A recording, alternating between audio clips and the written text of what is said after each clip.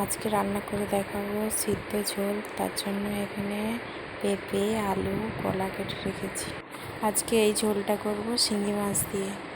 তার জন্য শিঙি মাছটা কেটে নেব। এদিকে একটু কড়াইতে জল দিয়ে দিয়েছি, জলটা ফুটুক, আমি ততক্ষণ শিঙি মাছটা কেটে আনি। জলটা ফুটে উঠতে তাতে দিয়ে দিলাম লবণ, হলদি। এবারে এতে কেটে রাখা সবজিগুলো দিয়ে দেব, দিয়ে ভালো করে সিদ্ধ করে নেব। সিদ্ধ ঝোল বানাবো, এই জন্য আমি সিদ্ধ করে নেব ভালো করে।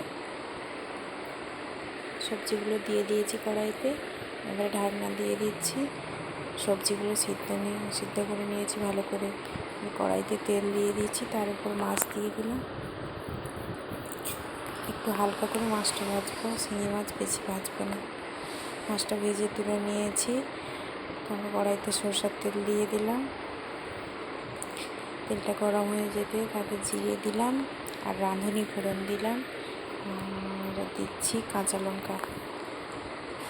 সিদ্ধ ঝোল বানাবো তো, তাতে অন্য কিছু লঙ্কা ব্যবহার করব না, কাঁচা লঙ্কা দিয়েই রান্না করব। আর পেঁয়াজ দিয়ে দিলাম, পেঁয়াজটা ভালো করে ভেজে নিচ্ছি।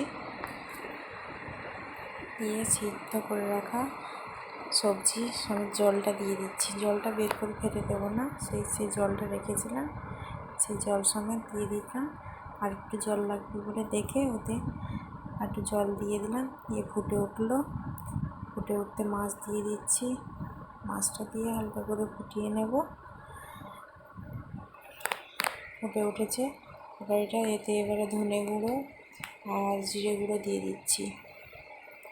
দিয়ে হালকা করে ফুটিয়ে নামিয়ে নেব। আজকের রান্না এই পর্যন্ত, কালকে আবার দেখা হচ্ছে। টাটা।